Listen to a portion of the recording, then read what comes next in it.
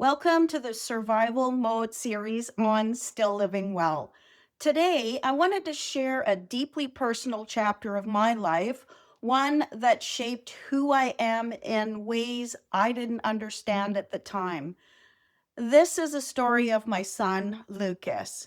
And it's not a neat story. It's not inspirational in a highlight reel way. It's real life when the world becomes medical and survival mode isn't a mindset, it's a necessity. If you've ever lived inside hospital walls, if your calendar revolved around appointments instead of plans, if your nervous system never fully powered down, this one is for you. Lucas was medically fragile from the very beginning. I had trouble right at 28 weeks of pregnancy. And when you're in a world where nothing slows down, you don't ease into it. You're dropped into it, fully immersed, and expected to function. One of the biggest turning points came when Lucas pulled out his intubation tube. That moment led to emergency surgery, and that surgery led to a tracheostomy, a trach, that helped him breathe and allowed damaged tissue to heal. That trach stayed with him for nearly 6 years. 6 years of machines, 6 years of suctioning, 6 years of alarms, supplies, injections, and constant vigilance. That wasn't a phase. That was our life. Living with a trach. When people hear trach, they often think of a procedure. They don't think about the after. The after is where survival mode lives. Every day, starting with checking equipment, every night listening, always listening for sounds that meant something was wrong. Lucas got sick often. He aspirated when he ate and drank. Eating wasn't something he could do at that time. He didn't eat solid foods until he was about 4.5 years old. Meals weren't social, they were clinical, measured, monitored, watched carefully for signs of distress. And when you live like that for long enough, your nervous system rewires itself. You're never fully off duty. The invisible weight of survival mode. Here's something people don't talk about enough. Survival mode doesn't look dramatic most of the time. It looks like functioning. It looks like getting through the day. It looks like doing what you need to do to be done without stopping or asking how you're doing. You don't sit around thinking, this is hard. You just think, okay, what's next? Because you don't have the luxury of collapsing. There's a child depending on you. So you adapt, you compartmentalize, and you keep going. And that strength, it comes at a cost. When you live in survival mode long enough, you start to lose parts of yourself quietly.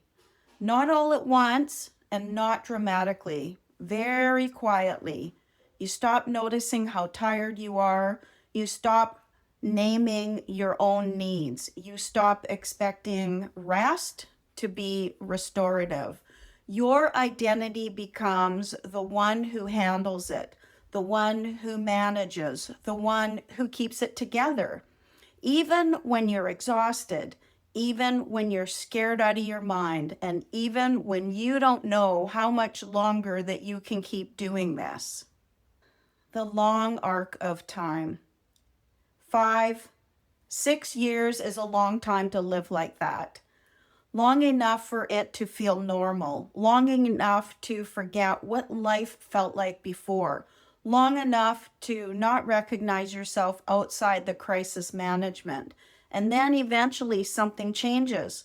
Lucas had his trach removed late in his 5th year. He was almost 6. And while that was a milestone, a huge one, it didn't magically undo the years of survival mode that came before it. Because here's the truth. Your body remembers, your nervous system remembers, your mind remembers, even when the crisis ends, after survival mode. This is the part that surprised me most. When things finally slowed down, it didn't feel like relief right away. I felt disoriented because when survival mode lifts, you're left standing there thinking, who am I now? There's grief in that. Grief for years of loss, grief for the version of yourself that lived on adrenaline and instinct, grief for the life you thought you were going to have. And no one prepares you for that part. What I wish someone had told me. I wish someone had told me this. Survival mode is not a failure. It's a response. You didn't choose it. You adapted to what was required of you. And just because you survived something doesn't mean it didn't leave a mark. You're allowed to acknowledge that. You're allowed to say, wow, that was heavy. That changed me a lot. That took something out of me. That doesn't make you weak. That makes you honest. Why I'm sharing this now. I'm sharing this now because still living well isn't about pretending life didn't happen. It's about living well after life happened. After the medical trauma, after the caregiving years, after the seasons where you held everything together and nobody held you. This channel exists for the in-between space when you're not in crisis anymore, but you're not quite sure how to come back to yourself either. A moment of grounding. If this story is stirring something in you, pause for a second. Take a breath. Notice where you're holding tension. Survival mode teaches us to live braced for impact. Learning to live well means learning how to soften that slowly, safely, at your own pace. There's no rush. If you're living in survival mode, medical, emotional, financial, or otherwise, I want you to know that you're not broken, you're not behind, you're not weak for feeling the weight of it now. You adapted, you survived, and now you're allowed to ask, what does living well look like for me? That's what this series is about. If this resonated with you, you're welcome to stay and more to come. And if you want to share your own experiences in the comments, know that you're seen here. You are not alone.